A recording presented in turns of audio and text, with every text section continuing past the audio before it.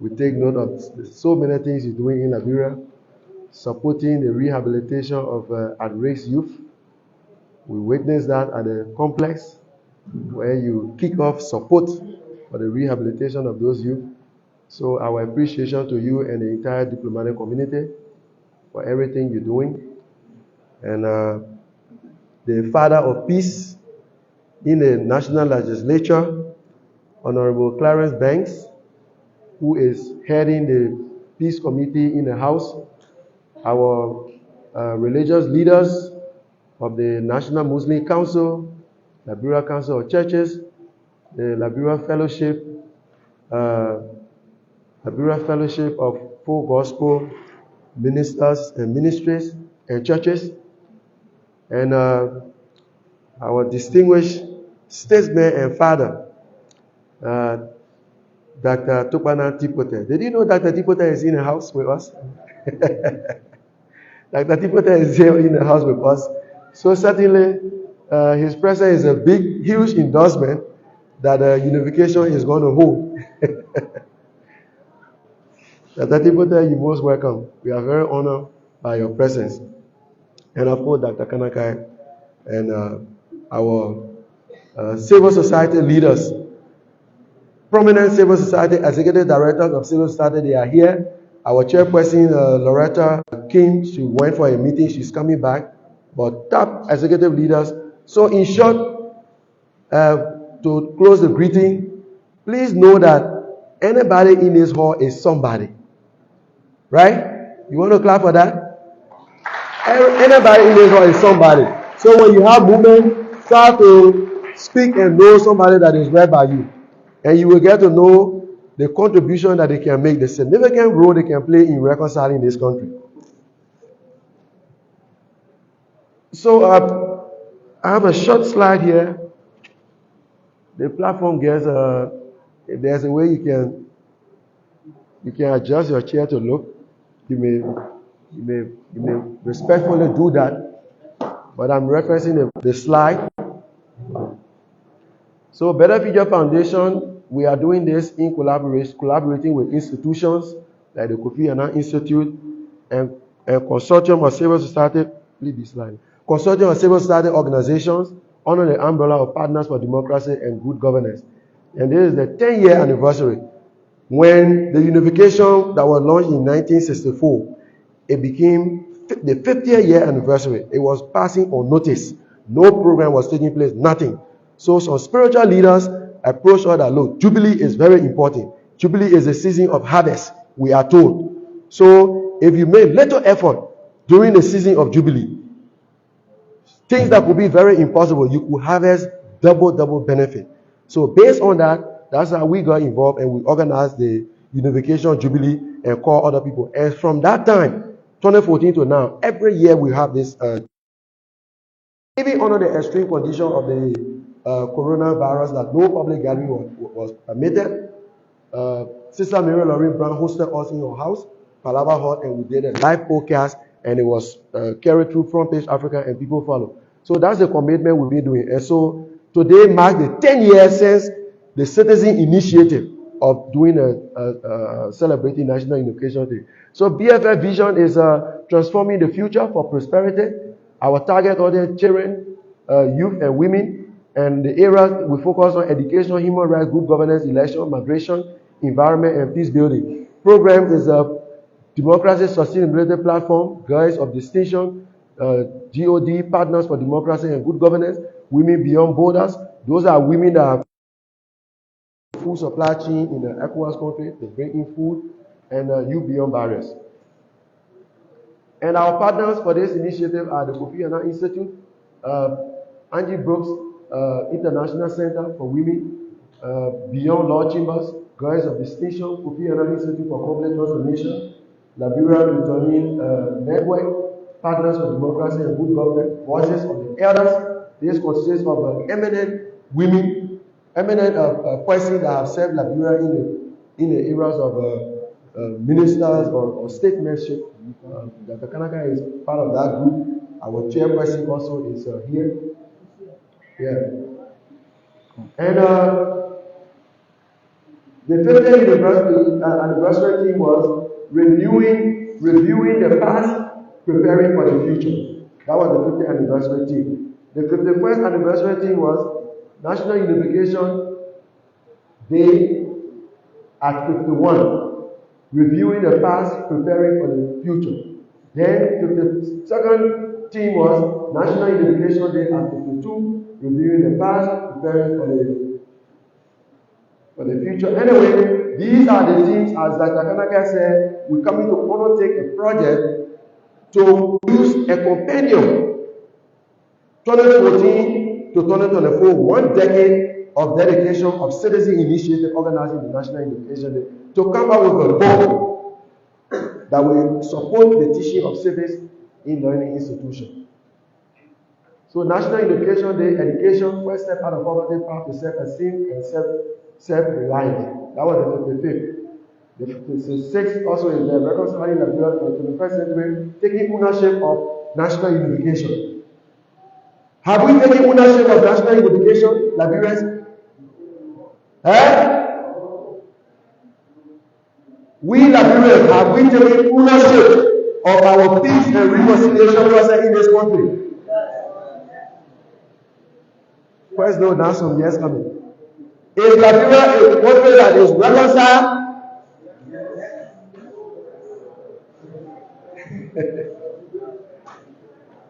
That's a tough question. Unanswerable. Okay, that's a honest answer. So, the 7th, reconciling Liberia for the 21st century, rights and status of Liberian returnees, refugees residing in camps and in the diaspora. So when the law reached a certain point, the government and the international community said the returnees, repatriation of refugees was officially over. While that was true, Liberians were still residing in camps in Nigeria, in Guinea, and even in Ghana. So that year, Nigerian embassy was provided a keynote message, and they came and admitted that Liberians were still in Nigeria. Ghana embassy came and admitted that Liberians were staying in Ghana, and 3 weeks ago, there was a process where they demolished the place and it became a problem. Our government had to run it. So in response to that program, the government organized buses that went to Ghana and brought Liberians back.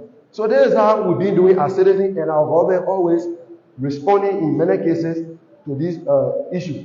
58th anniversary, reconciling Liberia for the 21st century, understanding the current status of drug proliferation, addiction among citizens, and its implication on sustaining peace and democracy in Liberia. That was the theme. So we brought an expert from the US, and that expert told us that the statistics of drug crime in Liberia came from 35,000 to 55. Later it jumped to 60. And that year, he said it was up to 80,000. And if we did not do well, that number was going to increase exponentially. Those of you who are mathematics, you can help us to understand what it means when they say things will increase exponentially. That means it's going out of hand. That's what we were told. Now, a few weeks ago, the director of Drug Enforcement Agency, Honorable A.B. Kurma, told us that Liberia population now is what? 5.2 billion, right? And he told us that of the 5.2 million drugs, those affected by drugs now in Liberia is 25%. Yes. So that means more than 1 million Liberians are affected by this issue of drugs. So when we did that, the newspaper carried the heading, Liberia or town bomb. That had the heading went. So the government responded.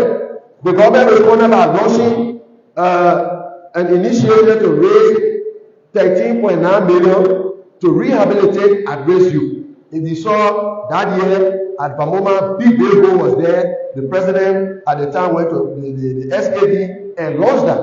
And our father in the house here, the donor of the diplomatic community, he was there. He was one of those that gave cash, money in cash to our government to help rehabilitate our. I think we should give him a hand for that. The ambassador of he is the donor of the diplomatic community. And then last year, was reconciling Liberia for the 21st century, understanding the current status, no, yeah, the 59, that was last year, reconciling Liberia for the 21st century, social, economic, political, and development challenges and prospects of the October 10 presidential and general election. That was our theme last year. And all of you know how challenging that election was. All the prediction was that Liberia was just on a time bomb with that election. It took the diplomatic community, again, we gave credit to the head of the doyen of the diplomatic community. We saw them having strategic meeting and engagement with NEC, with political parties, with youth leaders of the political wing, youth leaders. So many multiple engagement they did. And through their involvement and the resilience and the resolve of the Liberian people too, we should mention that. All of that amounted to the election result we had. To sum that up, the courage by our former president to concede defeat and allow respect for the rule of law, adherence to and respect for the rule of law, to allow peaceful democratic transition. That also played a very significant role in the election process. So today, as we are here to celebrate our achievement. Many things in Liberia going on, we are not satisfied with, but we are making some achievement. Let's clap for ourselves for that. We are making some achievement. So we need to make sure that we continue on this path to keep Liberia peaceful, to make Liberia friendly, and they will attract investors. They will come here instead of our children going to drugs. They will have job opportunities. But if we can't reconcile with each other, it will be a problem.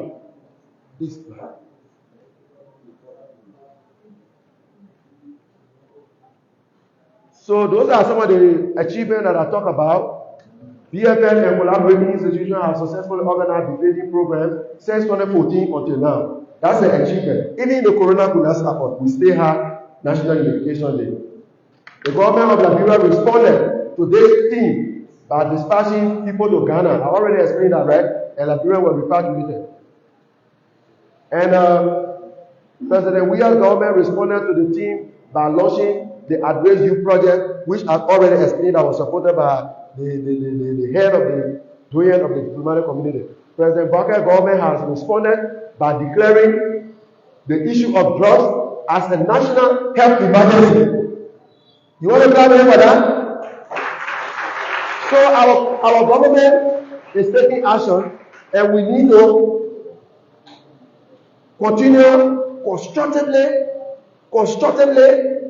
constructively engage our government to the aspirations of the Liberian people. At the invitation of BFM and collaborating institutions, the government of Liberia launched the National Unification Hero Award in 2023 last year by the Peace Ambassador, Red in Israel, to recognize and reward the hard work and outstanding contribution of individuals and institutions in reconciliation, peacemaking, peace building, mediation, unification, that is worthy of replication for peace consolidation and sustainability in Liberia.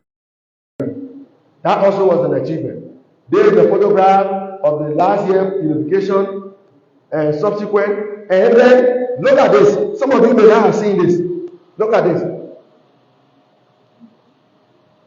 This country, we are two kinds of Liberians. The indigenous or native Liberians, and then we have the settlers that came from America. Those are the two Liberians that we are. And that was 1822, and then 1847 declaration was made. Now, from 1822 all the way, social, political, economic opportunities and things, and significant. So Tottenham saw that was a danger, and if nothing was done about it, it would reach a point to go beyond unmanageable proportion. So that's how Tottenham fought and initiated the National Unification and Integration Policy. In 1964, May 14, it became a holiday, and that law was passed in the national legislature. The purpose of that law was to make sure that to bridge the gap or the divide, social, political, economic divide between the indigenous people and the settlers. So you can see, from 1822 to 2022, that 200 years. Then 1964 to 2024, how many years? 60 years. Liberia is still not a reconciled nation. We are still not reconciled. If you call program, suppose say, oh, who is there? They can see there, no, I can't go there. But this country will never be reconciled until the people of Liberia see their leaders together. When the people see the leaders together, so on unification day from now going power, any leader, if you are a leader, you are a president, a representative, senator, whatever position you have, unification day, here are the leaders of the civil society, human rights community, executive director. And at least that unification day, when you are a leader, we want to see our leaders together. We want to see our leaders together. No matter what personal relationship, whatever you have, if the leaders are not seen together, how is it possible that the country will be reconciled? And you are there, someone in a room there, you have somebody that, oh, that person there, I will not be part of it. Once that person is there, I will not be part of it. It's very common for you to hear that in civil society, in a religious community. You don't help me now. Tell me any sector you don't have this problem. Liberia was going together. So our way, we have a petition today that we did, and we are happy that the national legislative representative is here. The president is represented here. The diplomatic corps is represented here. Everybody is represented here. The will of the Liberian people. We want peace and reconciliation for sustainable peace and development. And that can happen if we can see our leaders together. In the same room, on the same table, eating and dining together. Once that happens, forget about us. We'll reconcile. Whatever issue there, we'll reconcile. So that's the unification monument. So the government went there in 1964. They built that monument. All the head of state, you will see that statue there. And that's the Tottenham statue in Vonjama. BFM went there and did that assessment. Please continue the slide. So that's the unification part. So what do you think about this part? What is the status of this part right now? Huh? It's still running, right? So this picture speaks a lot about whether Liberia is reconciled or not. That picture. Look at that picture. So today, I'm letting the cat out of the bed. In the petition, we want this unification part rehabilitated. All the leaders are here. The drain of the power of the government is here. The president is here. The national administration is here. Even the former president is represented here. We want this part renovated so that it will attract tourists and we can go there to reflect for unification. That's our unification part. Not only that, even the way where the OAU Declaration of Africa was signed in Lima County. I wish somebody could bring out a photograph of that place. We are a country. This is nothing. We can do this in a matter of 7-8 weeks. That place can be rehabilitated.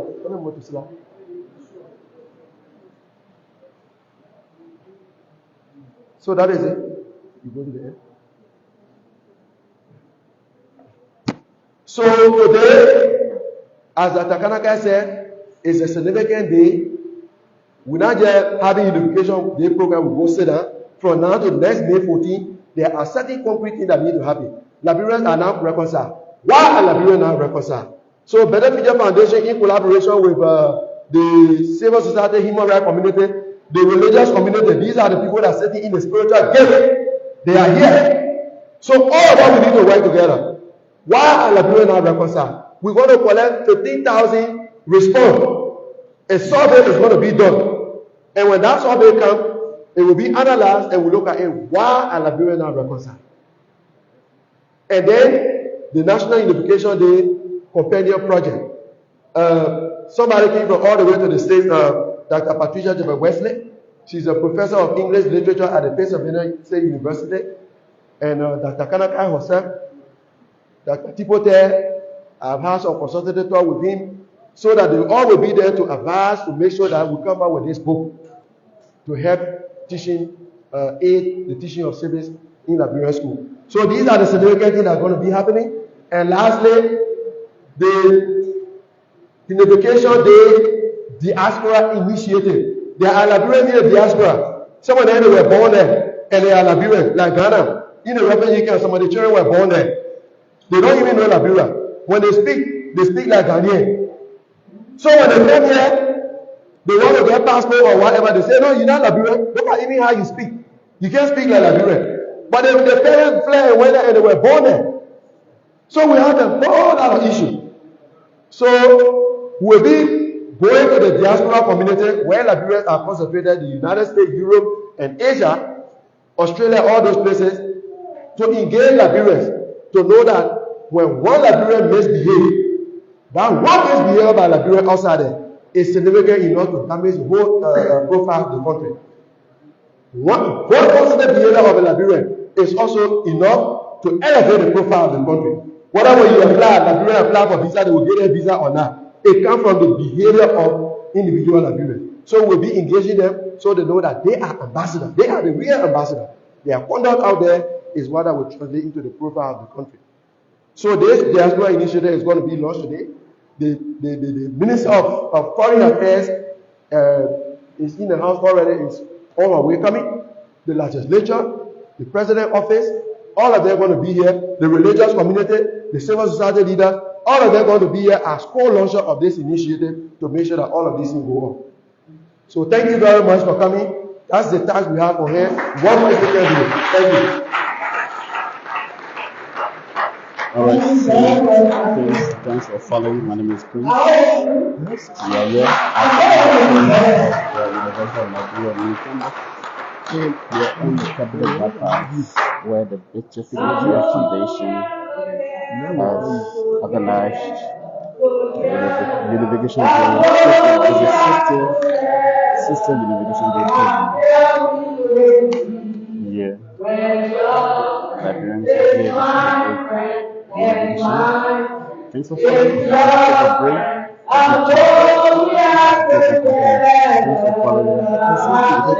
Thanks for following.